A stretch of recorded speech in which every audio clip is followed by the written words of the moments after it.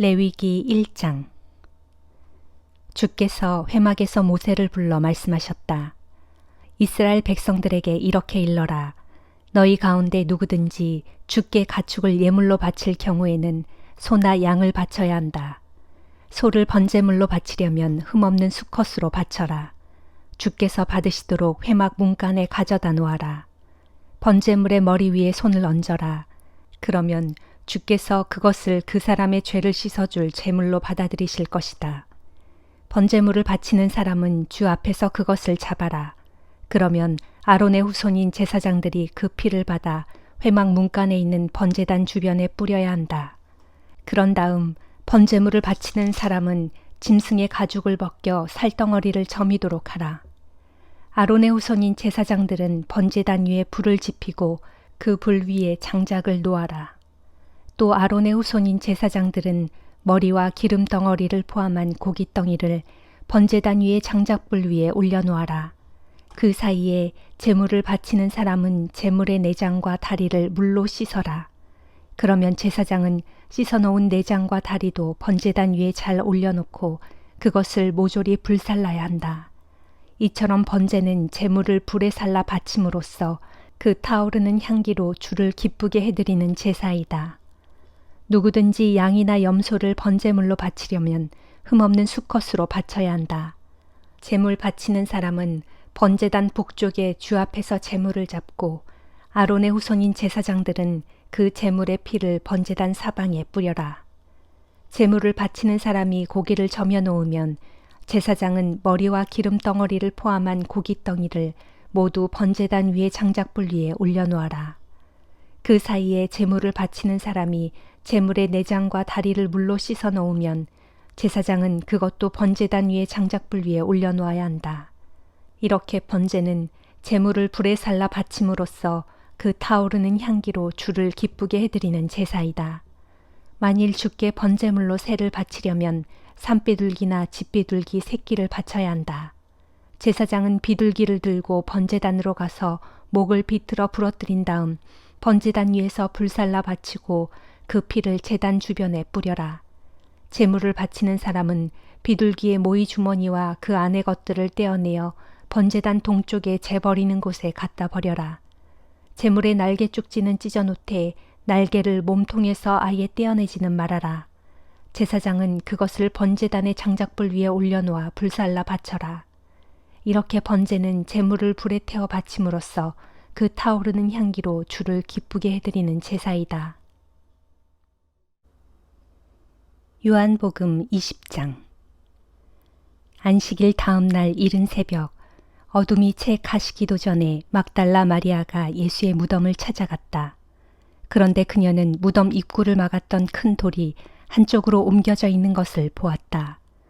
막달라 마리아는 시몬 베드로와 예수께서 사랑하시던 다른 제자에게 달려가서 말했다. 누가 주님의 시신을 무덤에서 가져갔어요. 그 시신을 어디로 가져갔는지 모르겠어요. 그 말을 듣고 베드로와 다른 제자는 예수의 무덤으로 급히 달려갔다. 두 사람이 함께 달려갔는데 베드로보다 걸음이 빠른 다른 제자가 먼저 무덤에 닿았다. 무덤에 도착한 그 제자는 몸을 굽혀 예수의 시신을 쌌던 고운 삼배자락이 거기에 놓여있는 것을 들여다보았으나 무덤 안으로 들어가지는 않았다. 시몬 베드로가 이내 뒤따라 달려왔고 그는 예수의 무덤 안으로 들어갔다. 베드로는 거기에 고운 삼배자락이 놓여있는 것을 보았다. 또 예수의 머리를 싸맸던 수건도 잘 개어져 그 삼배자락 옆에 놓여 있었다. 그제야 먼저 무덤에 도착한 다른 제자도 무덤 안으로 들어갔고 그 또한 그것을 보고 믿었다. 하지만 아직도 그들은 예수께서 죽은 자들 가운데서 반드시 살아나야 한다는 성경 말씀을 깨닫지 못하고 있었다. 그래서 두 제자는 자기들이 있던 집으로 다시 돌아갔다. 하지만 막달라 마리아는 무덤 밖에 서서 계속 울고 있었다. 그녀는 울다가 몸을 굽혀 무덤 안을 들여다보았다. 들여다보니 예수의 시신이 있었던 자리에 흰 옷을 입은 천사 둘이 앉아 있었다. 한 천사는 시신의 머리가 있었던 자리에 또 한 천사는 발치에 앉아 있었다. 천사들이 막달라 마리아에게 물었다. 여자여, 왜 울고 있느냐? 막달라 마리아가 대답했다.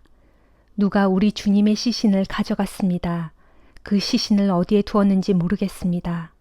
이 말을 하고서 막달라 마리아가 고개를 돌려 둘러보다가 예수께서 거기 서 계신 것을 보았다. 하지만 그녀는 그분이 예수이신 줄을 알아채지 못했다. 예수께서 막달라 마리아에게 말씀하셨다. 여자여, 왜 울고 있느냐? 너는 누구를 찾고 있느냐?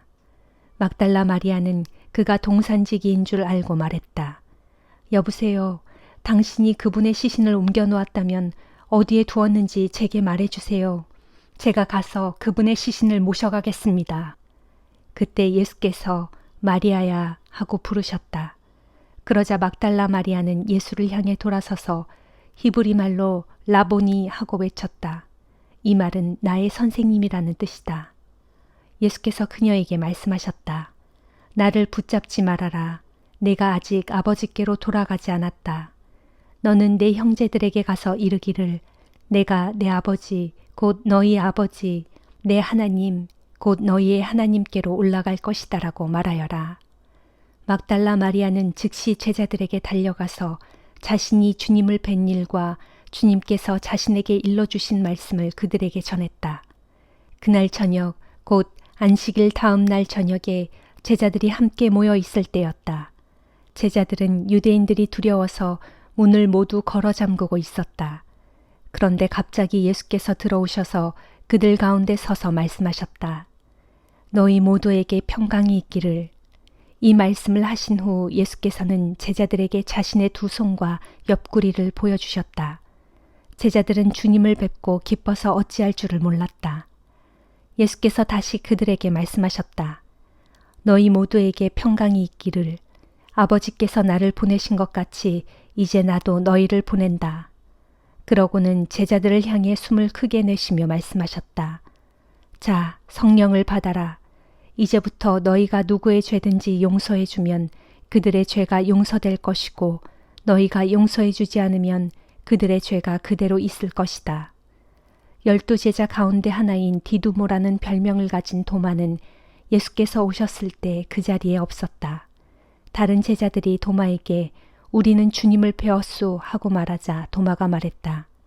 내 눈으로 그분의 손에서 못자국을 보고 구멍이 난 곳에 내 손가락을 넣어보고 또 내 손을 그분의 옆구리에 넣어보기 전에는 도무지 그 말을 믿지 못하겠소. 여드레 후에 제자들이 다시 모여 있었다. 이번에는 도마도 그들과 함께 그 자리에 있었다. 역시 문은 굳게 잠겨 있었다. 그런데 예수께서 갑자기 들어오셔서 그들 가운데 서서 말씀하셨다. 너희 모두에게 평강이 있기를.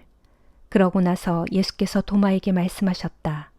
자, 이리 와서 내 손가락을 여기 넣어보고 또 내 손을 내 옆구리에 넣어보아라. 그리고 이제부터는 믿음 없는 자가 되지 말고 믿는 자가 되어라. 도마가 예수께 대답하기를 오 나의 주님, 나의 하나님 하니 예수께서 도마에게 말씀하셨다. 너는 나를 보았기 때문에 믿는구나. 그러나 나를 보지 않고도 나를 믿는 사람은 더욱 복이 있다. 이 책에 기록된 것 외에도 예수께서는 제자들이 보는 앞에서 기적적인 표징들을 많이 행하셨다. 그러나 여기에 이것들을 기록해두는 목적은 사람들로 하여금 예수가 하나님의 아들 그리스도이신 것을 믿게 하고 또 예수를 믿음으로써 예수의 이름으로 영원한 생명을 얻도록 하려는 것이다. 잠언 17장. 마른 빵 한 조각을 먹더라도 서로 화목하게 지내는 것이 온갖 풍성한 음식을 차려놓고서도 서로 다투는 것보다 낫다. 지혜로운 종은 주인 집의 못된 아들들을 잘 다스리고 장차 주인 집의 아들들과 함께 유산을 물려받는다.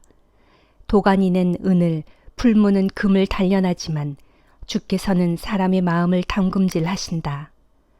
악한 자는 사악한 말에 귀를 기울이고 거짓말쟁이는 남을 헐뜯는 못된 말에 귀가 솔깃해진다. 가난한 사람을 경멸하는 것은 그를 지으신 하나님을 욕되게 하는 일이요. 누구든지 남의 재앙을 보고 고소해하는 사람은 형벌을 면하지 못한다. 손자는 노인의 면류관이요 부모는 자식의 영광이다. 미련한 자가 주제넘게 큰 소리 치는 것도 어울리지 않는데 하물며 존귀하고 고결한 자에게 어찌 거짓말이 어울릴 수 있으랴. 뇌물은 그 뇌물을 쓰는 사람에게 마법의 돌 같아서 어디에 쓰든 안 되는 일이 없게 만든다. 남의 허물을 덮어주면 사랑을 받고 남의 허물을 거듭거듭 들추어내면 친한 벗까지도 등을 돌린다. 미련한 자에게 100대의 매를 때리는 것보다 지각 있는 슬기로운 자를 한 번 꾸짖는 것이 더욱 효과가 있다. 악한 사람은 오직 반역만을 꾀하기 일쑤지만 결국엔 자비심 없는 잔인한 사신의 방문을 받게 된다. 어리석은 일만 저지르는 미련한 사람을 만나느니 차라리 새끼를 빼앗겨 잔뜩 독이 오른 어미곰을 만나는 것이 낫다. 선을 악으로 갚는 자의 집안에는 온갖 재앙들이 끊이지 않는다.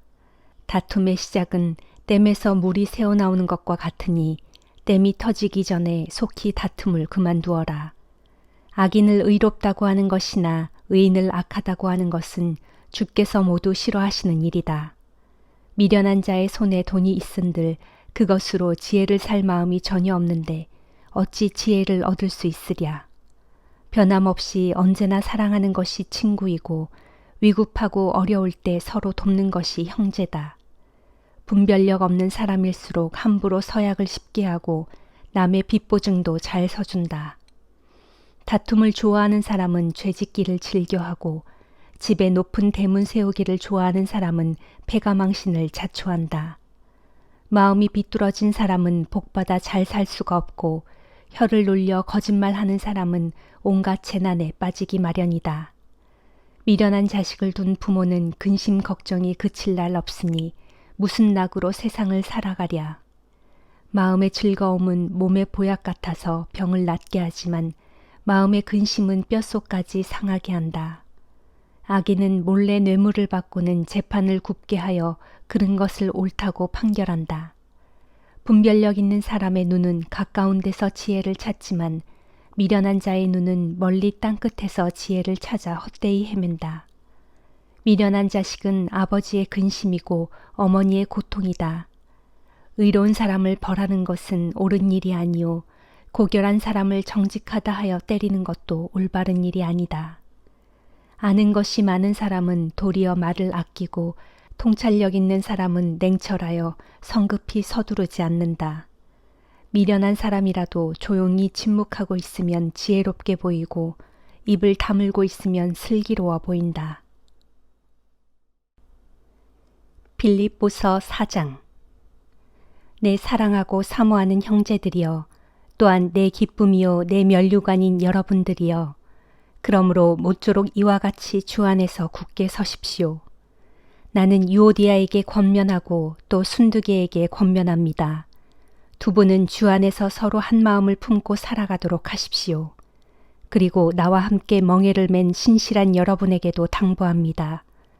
여러분은 이 여인들을 힘껏 도와주십시오. 또한 내 곁에서 복음을 위해 열심을 다투어가며 일하는 글레멘들을 비롯한 여러 나의 동역자들도 도와주십시오. 그들의 이름은 하늘나라 생명책에 기록되어 있습니다. 주 안에서 항상 기뻐하십시오. 내가 다시 한번 말합니다. 기뻐하십시오. 여러분은 자기보다 남을 먼저 생각하는 너그러움을 모든 사람들에게 나타내 보이십시오. 주께서 가까이에 계십니다.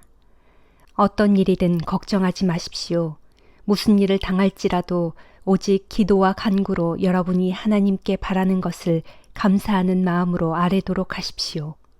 그렇게 하면 모든 인간적인 헤아림을 뛰어넘는 하나님의 평강이 여러분의 마음과 생각을 그리스도 예수 안에서 지켜주실 것입니다.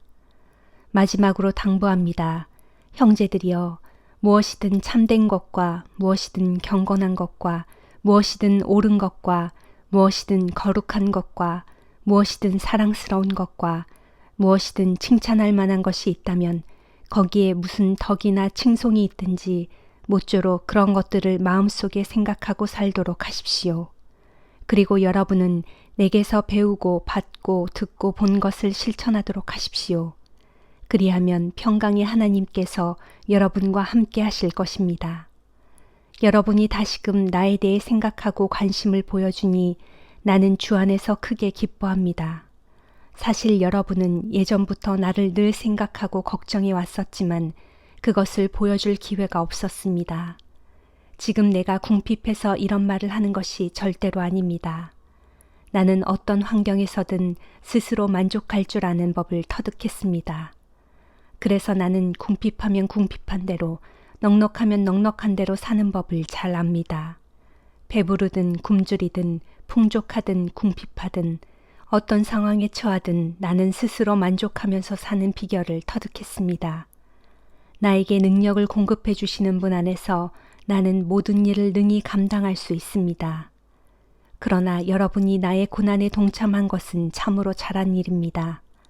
빌립보 교회 사람들이여, 여러분 모두가 잘 알고 있듯이 여러분이 복음을 처음 접하던 시절에 내가 마케도니아를 떠나갈 때 나와 더불어 서로 도움을 주고받은 교회는 여러분 말고는 어떤 교회도 없었습니다.